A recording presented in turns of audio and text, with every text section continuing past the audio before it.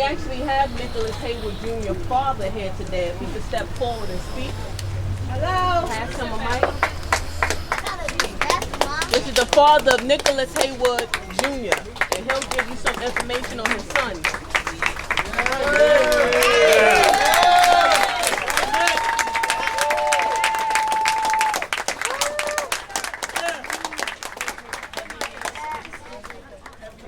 Honored to be here today with you.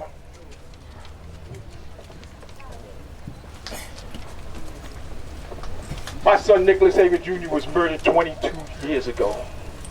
When I think about the 2 years since Eric Garner was murdered, and then I think about my son, I would not want to be out here another 22 years fighting for justice for Eric Garner, or for my son, or any other family member whose loved one has been murdered by the NYPD or law enforcement worldwide.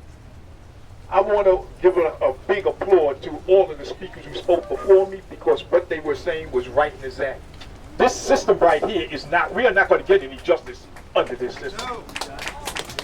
That is something that we all must really recognize, that this system that we live under is not going to give us any justice. Just take a look at all of the innocent lives that have been murdered worldwide. And if you don't want to use the word murder on all of these victims, then something's wrong with you. These are innocent, unarmed victims who weren't committing no crimes, doing nothing wrong, was not a threat to the officer at all, but yet they dead. And what does this system do? It covers up the case and justifies it. They cover up every case. When my son was murdered, he was playing an innocent game of cops and robbers. They all had plastic, colorful toy guns. My son Nicholas had a colorful pop gun with a cork on the end of it. When he seen the officer asked Nicholas, "What are y'all doing here?" Nicholas immediately dropped the plastic toy gun and said, "We're only playing, we're only playing." The officer murdered him. Anyway, even after he told this officer, that's another thing. They always say you have to comply with what the officer says. Many of us, these innocent victims, have complied, and they are not here today.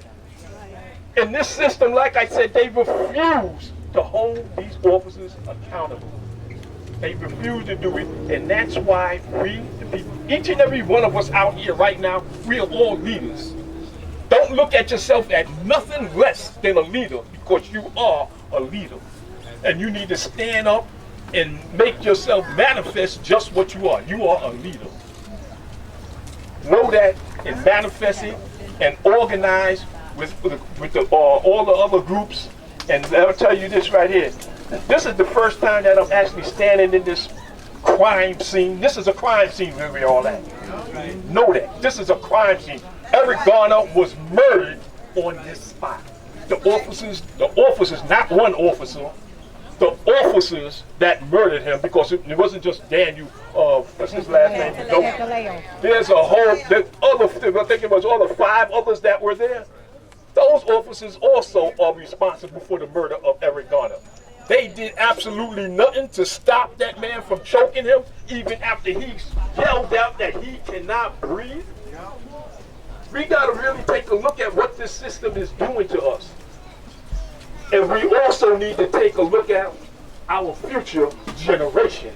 And do you want them to go through the things that we are going through today? Just think about, the history of what we have been going through since the discovery, so-called discovery, of America.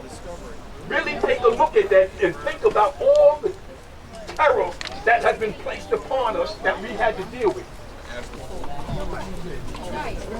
That I'm very, very upset about since the murder of Eric Garner. We all have a hero to thank, and his name is Ramsey Orta. That's right. We have a hero to thank.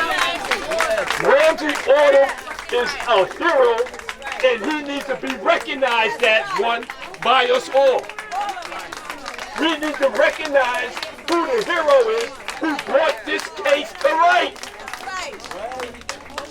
And now this man is facing jail time. I am so pissed behind this, you just don't know.